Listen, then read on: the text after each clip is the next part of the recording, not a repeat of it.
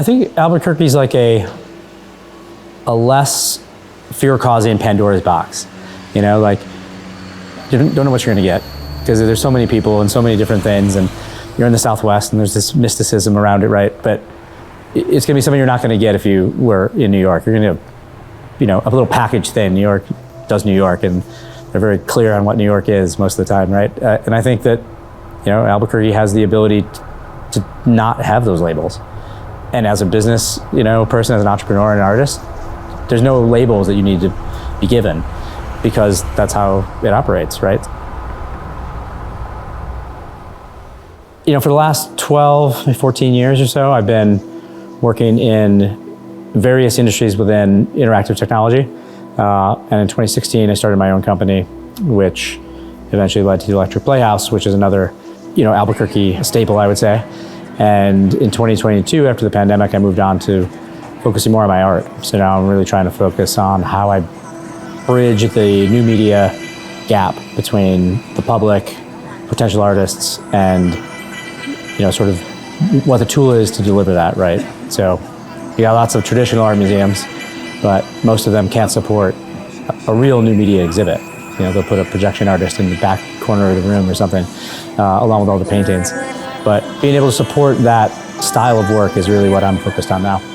New media, to me, is anything that is in a non-traditional form using technology. Video art, sound art, projection art, anything that's using motion tracking, you know, AI, new technologies, anything that's bringing in something that is technology-based is what I think of as new media. Since leaving a position where I had a boss in 2016, I've, you know, started 3 companies officially, and the first one was just trying to get my feet under me, doing exhibits for cultural institutions.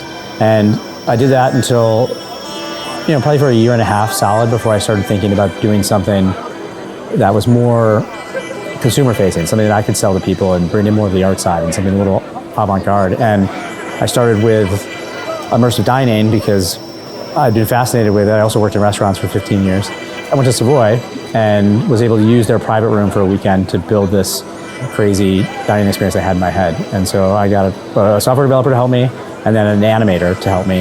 You know, I was building all the tech, the hardware, putting it together, and that experience was an incredible thing. And that spurned a bunch of different opportunities because it got picked up on national media, and we ended up taking the dining experience to New York, San Francisco, Washington, D.C. I ended up in LA for a year and a half and came back and started Wonder and Light, which is my studio, my artist studio. So this again, in some ways, is a work of art for me. It's constantly updated work of art. You know, I don't know what's going to happen. I don't know where it's going to go. I might come in and, you know, figuratively, you know, paint over here and paint over here, but it's exciting. And the number of people that I've met just in the last year of having this space and being able to have it open to the public at various times is astounding. Disability is a spectrum too, like sound, a natural consequence of humans having bodies, the chance something goes awry, a double helix disco. To measure ourselves in decibels of suffering, to slink into the silence of our joy, to know all life is sacred and unordinary, each of our cries a quantum wave. That life is about collaboration. The space to collaborate is really what I want to provide to the community. And for the community to come in and see those collaborations, either, you know, when they're polished down the road, like something like Wave Trails, or right in their early phases at Media Experience Project. Wave Trails is a good example of sort of the things that I'd like to focus on, both in my art and community connection. We wanted to bring in visual artists for what happens within the stage, and then musicians that are on the stage, and find a balance between those two disciplines in an interesting way.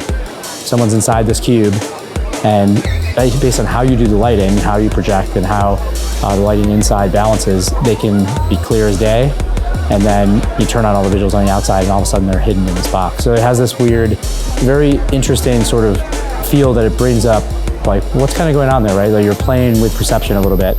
You open the Albuquerque Pandora's box, and I don't know, I found investors, I found artists, I found space. Albuquerque has been my biggest investor, really. I would never be able to do this anywhere else.